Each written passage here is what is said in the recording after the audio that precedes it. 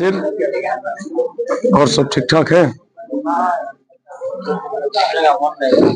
अब कोई बात नहीं, सही होता है। टाइप्स ऑफ, याद रखिएगा, मैट्रिक्स का बहुवचन यानी प्लूरल मैट्रिसेज होता है। क्या होता है? आप हायर लेवल का है, अभी आप एक 12th का बुक मैथ का खरीदे होंगे तो उसमें मैट्रिक्स भी लेसन है, कैलकुलस भी है, ट्रिगो भी है, सब कुछ है। लेकिन आप जब हायर लेवल में पढ़िएगा ना, थोड़ा ज्यादा नहीं हो रहा है सुबह सुबह गुटरू क्या कर रहे हैं। जब आप हायर लेवल में बुक देखिएगा उसमें मैट्रिक्स नहीं मैट्रिसेज लिखा रहता है, क्योंकि एक मैट्रिक्स का लाखों करोड़ों बात है उसमें, मतलब बहुवचन हुआ तो मैट्रिक्स का बहुवचन मैट्रिसेज होता है। बात समझ में आया? चलिए यहां पर लिखेंगे देयर आर फॉलोइंग टाइप्स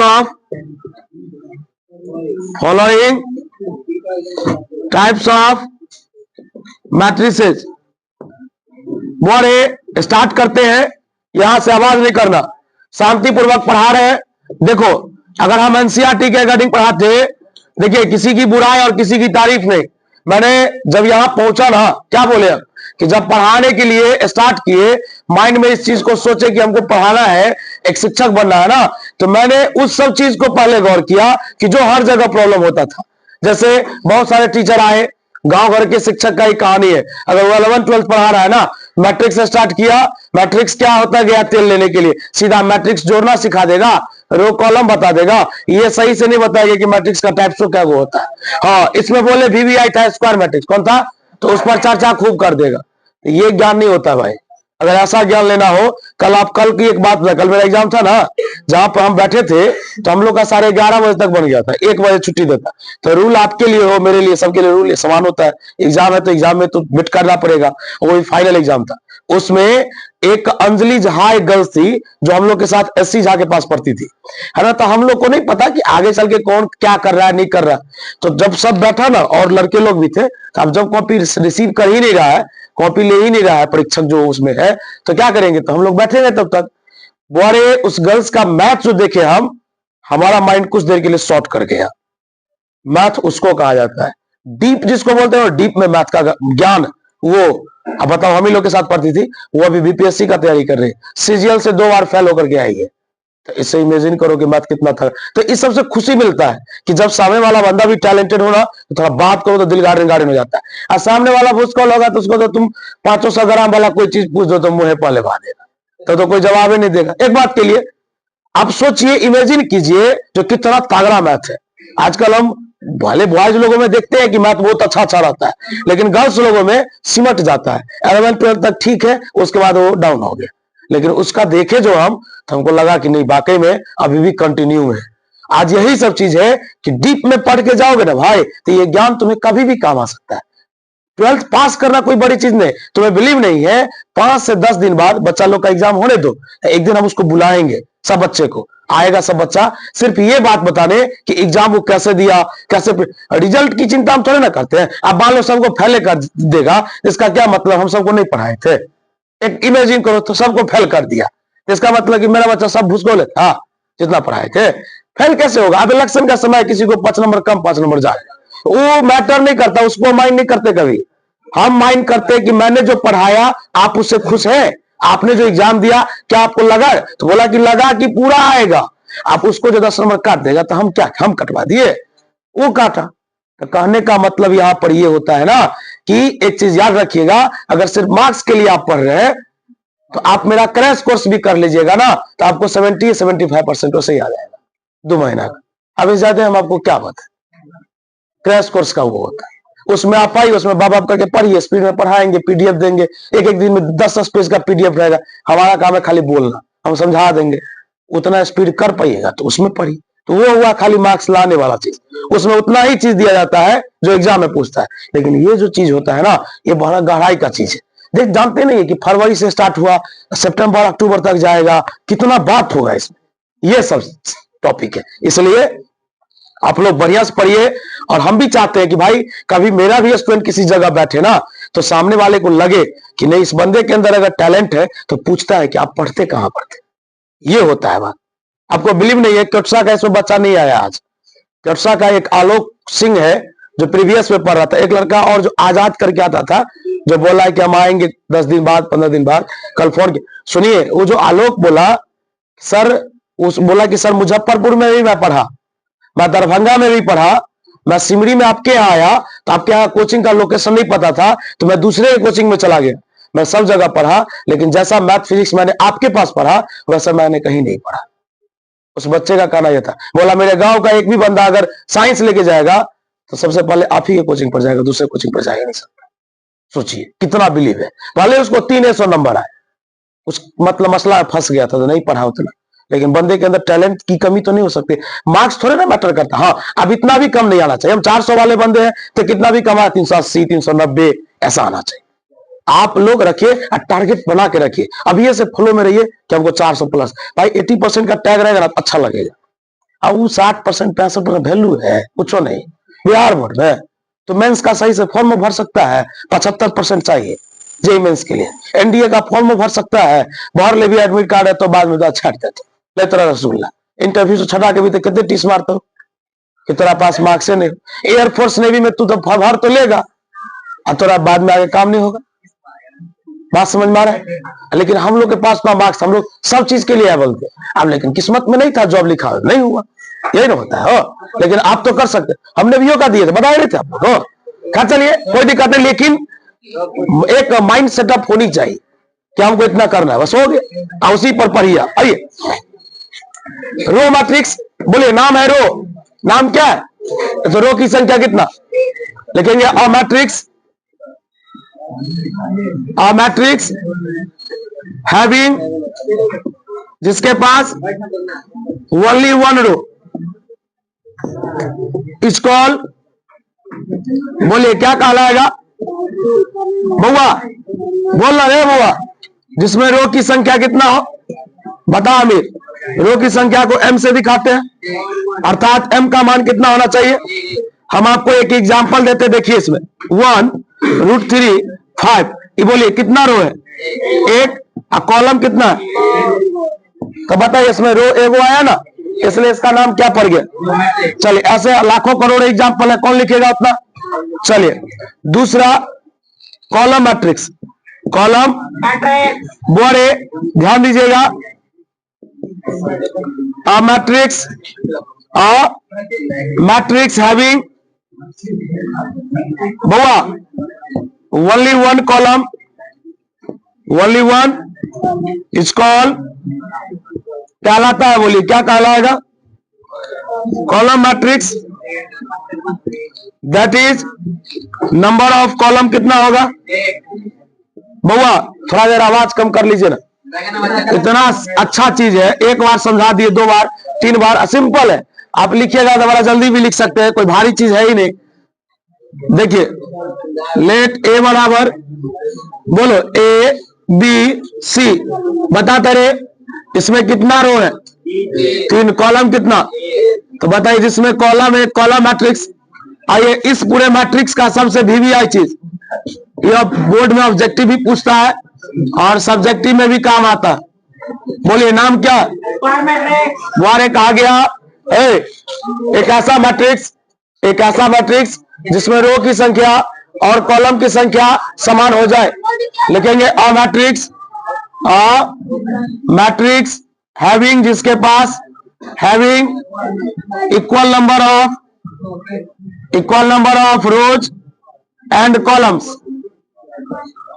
कहा गया एक ऐसा मैट्रिक्स जिसके पास समान संख्या में रो और समान संख्या में, अर्थात बता स्क्वायर मैट्रिक्स में m बराबर क्या होगा, यही पूछता है।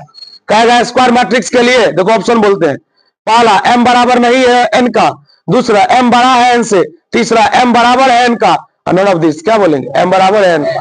चलो एग्जांपल मैं देता हूं, बोल ये कितना बाय कितना का, जल्दी बोल, ए मर देगा कितना बाय कितना का है, 1 बाय 1 के, एक के बोलो है,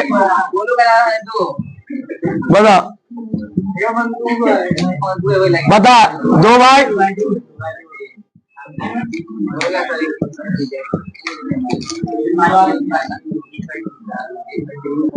बता, रो और कॉलम की संख्या क्या, इसलिए इसका नाम है स्क्वायर मैट्रिक्स। क्या नाम है? चलिए चौथा नाम है रेक्टेंगुलर मैट्रिक्स। रेक्टेंगुलर मैट्रिक्स है, ध्यान देना, रेक्टेंगुलर मैट्रिक्स लिखेंगे। अ मैट्रिक्स हैविंग, जिसके पास अ मैट्रिक्स लिखेंगे, एक मैट्रिक्स जिसमें number of rows is not equal to, कहा गया number of rows is not equal to number of columns.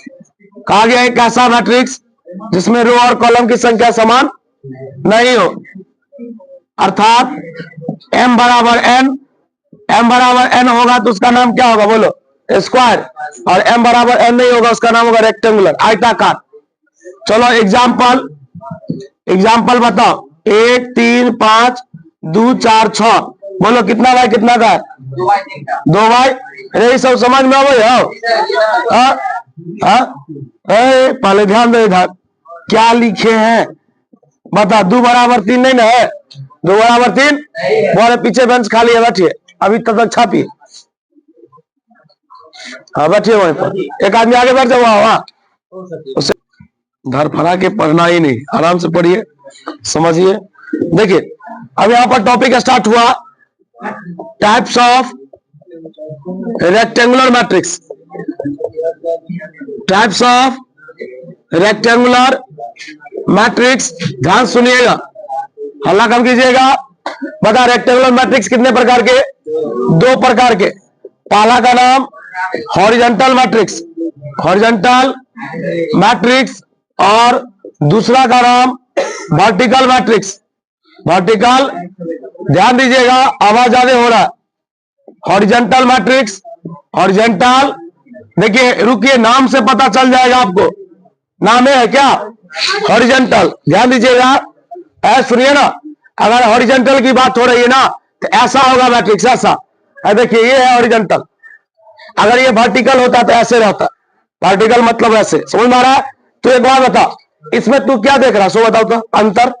इसमें देख रहा है कि रो की संख्या कम है, कॉलम की संख्या, यही नहीं देख रहा है। वो याद रखना, एक ऐसा मैट्रिक्स जिसमें रो की संख्या कम हो और कॉलम की संख्या ज्यादा हो। अरे भाई एक बात पता, लोग बोला m बराबर n नहीं है, m बराबर n वहां लिखा हुआ है ना, तो यहां से 2 बात निकला, या तो m बड़ा होगा n से, या m छोटा होगा। पता में जा रहा बात? यहाँ पर कितने प्रकार का मैट्रिक्स है, कहा गया जब रो की संख्या कम हो कॉलम की संख्या तो उसका नाम होगा हॉरिजॉन्टल, और जब रो की संख्या ज्यादा हो कॉलम की संख्या तो उसका नाम होगा वर्टिकल। भारी है फैजान, समझ रहा है? चलो बोरे, अब यहाँ पर एक टॉपिक लिखेंगे डिफिनीशन के साथ, लिखेंगे if the number of rows, if the number of as less than, कहा गया यदि रो की संख्या कम हो जाए, less than number of columns, number of columns, then it is called, तब यह कहलाता है, बोलिए क्या कहलाएगा, हॉरिजॉन्टल मैट्रिक्स। हॉरिजॉन्टल लिखेंगे, दैट इज रो की संख्या कम होगा कॉलम की संख्या ज्यादा होगा। एग्जाम्पल, एक एग्जाम्पल ले लेते हैं, बोलो 1 5 3 2√2√3, बोलो इसमें कितना रो कितना कॉलम, बता रहे बुआ गोलू सिंह, यहाँ 2 कम है और 3, इसका मतलब रो की संख्या कम है कॉलम की संख्या, तो लोग इसको क्या बोलेगा, अब इसी में चेंज कर देंगे तो हो जाएगा वर्टिकल। छाप जल्दी जल्दी लिख बबलू, लिख। इसके बाद वर्टिकल के बाद चलेंगे डायगोनल पर, चेंज करो, चेंज कर दे, हम चेंज कर दे। चलिए बाद में कहा रहा कि नहीं छापे थे।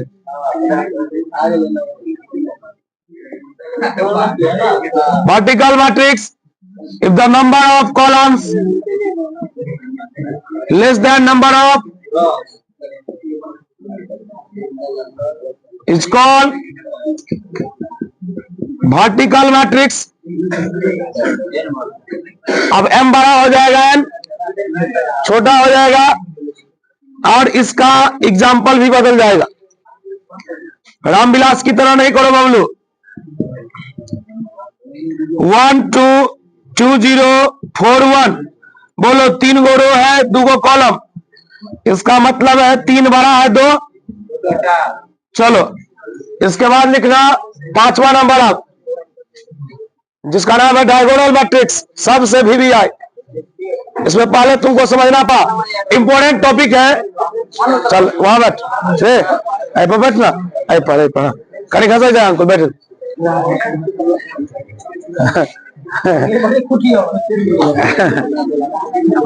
चलिए बउआ, बउआ जानकारी लीजिए, इंपॉर्टेंट टॉपिक है। 5 मिनट पीछे बेंच। अगर ये टॉपिक सुनिएगा नहीं ना एक्स्ट्रा तो उड़ जाएगा भाई, ये आसान नहीं है। चलो डायगोनल मैट्रिक्स, डायगोनल बोलो कौन सा मैट्रिक्स? डायगोनल में, डायगोनल मैट्रिक्स में सबसे पहले तो ये जानकारी लो कि डायगोनल मैट्रिक्स होता क्या है। डायगोनल किसको कहेंगे, किसके पास होगा, पहले जानकारी लो। सबसे पहले हम जो मैट्रिक्स लिख रहे हैं पहले देखना, वही लिख रहे हैं जिसका नाम, जिसका चर्चा चल रहा है। बोलो सबसे पहले स्क्वायर मैट्रिक्स तुमको समझ में आता है, जिसमें रो और कॉलम की संख्या समान हो। याद रखना कि डायगोनल मैट्रिक्स एक स्क्वायर मैट्रिक्स में ही छुपा हुआ है, किसमें, और अदर का कोई किसी का चर्चा नहीं होगा। बता डायगोनल मैट्रिक्स है, इसका मतलब वो स्क्वायर है। क्या है बता, ये स्क्वायर है कि नहीं है? 3x3 का है। चलो अब सुनो, कोई पूछेगा कि बताओ डायगोनल मैट्रिक्स एक स्क्वायर मैट्रिक्स में होगा या एक रेक्टेंगुलर में होगा? एक स्क्वायर में होगा। पहला डन कंसेप्ट। दूसरा याद रखना, अब डायगोनल क्या होता है तो तुम बताओ। A11 जानते हो? A11 बोलो, पहला रो का, अरे बता पहला रो का पहला आदमी कौन है? एक। याद रखना डायगोनल यहीं से शुरू होता है, बुआ डायगोनल यहीं से शुरू होगा। विकर्ण जानते हैं ना आप, बुआ ऐसे शुरू होता है, ऐसे। ठीक, अब आप सही से पढ़िए, हल्ला नहीं कीजिए, जरा रिलैक्स रहिए। मैं जो जो पूछता हूं सही से बोलिएगा। जैसे देखिए, पहला रो का पहला आदमी, बताइए यहाँ पर कौन है? एक। फिर बोलिए दूसरा रो का दूसरा आदमी, अरे यार बता, तीसरा रो का तीसरा आदमी। आप बताइए, सुनिए, डायगोनल बुआ, डायगोनल वाले रास्ते में अरे वाह, आए यार शुरू। ठीक है, नहीं बैठाना पड़ेगा उसको। आइए बोले, सुनिए, डायगोनल वाले रास्ते में जो जो आदमी आया, जरा उसका पोजीशन पर होता 1 1 2 2 3 3, आगे होगा 4 4 5 5। मैंने यहां से कंसेप्ट सीखा, ध्यान देना कि डायगोनल की पढ़ाई जब भी होगी, याद रखना आई बराबर क्या होगा? आई और जे पढ़ाए थे ना, अरे भाई बाउंस कर जाएगा ना तो 50 बार चलबो नहीं करेगा, पहले बोल दिए। इतना इंपॉर्टेंट है जिससे 5 को टॉपिक निकलता है। फिर से बता, डायगोनल मैट्रिक्स किसके पास होगा? स्क्वायर के पास। सुनो, डायगोनल कहां से शुरू होगा? A11 से शुरू होगा। कोई दिक्कत? याद रखना डायगोनल अगर एलिमेंट है तो उसमें आई बराबर क्या होगा? चलो अब इसके परिभाषा पर चलते हैं। उस मैट्रिक्स को हम डायगोनल मैट्रिक्स कहते हैं, उस मैट्रिक्स को हम डायगोनल मैट्रिक्स कहते हैं जिसमें डायगोनल को छोड़कर, डायगोनल को बाकी सब जीरो हो। बाकी सब है ना, बाकी सब जीरो कहा गया। उस मैट्रिक्स को हम लोग डायगोनल कहेंगे जिसमें डायगोनल को छोड़कर बाकी सब क्या हो, उसको लोग क्या बोलेगा? याद रहेगा। चलो दूसरा,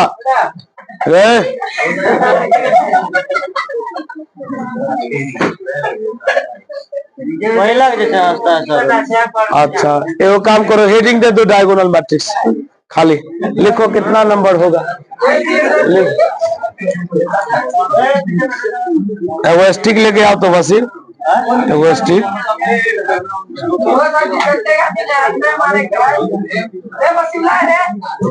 लिखो डायगोनल मैट्रिक्स,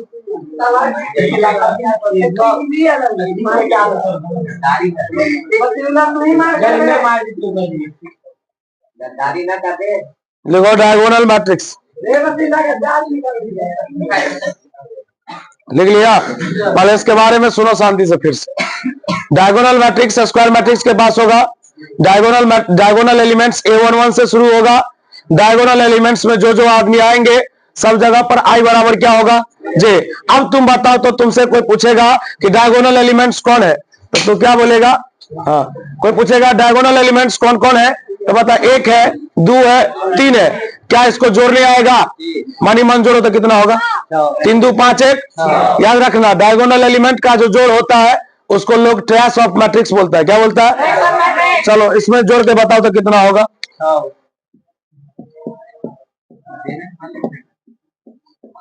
बोलो, इसमें ट्रेस कितना होगा? जोड़ो। 1 प्लस ओमेगा स्क्वायर कितना होता है? पढ़ाए थे, topic of 11th useful in 12। याद रहेगा? क्या कोई दिक्कत? बता, डायगोनल मैट्रिक्स का डिफिनीशन है एक ऐसा मैट्रिक्स जिसमें डायगोनल को छोड़कर बाकी सब क्या हो? 0। बाकी सब क्या हो? याद रखना, कोई पूछेगा डायगोनल स्क्वायर के पास होता है कि रेक्टेंगुलर के पास? स्क्वायर के पास। डायगोनल कहां से शुरू होता है? डायगोनल जो भी होगा उसमें I बराबर क्या होगा? अब कोई दिक्कत नहीं ना इस टॉपिक में? इंग्लिश में बोले, लिखेगा? लिखो, लिखो। A square matrix is said to be, इसका हेडिंग दो। Square matrix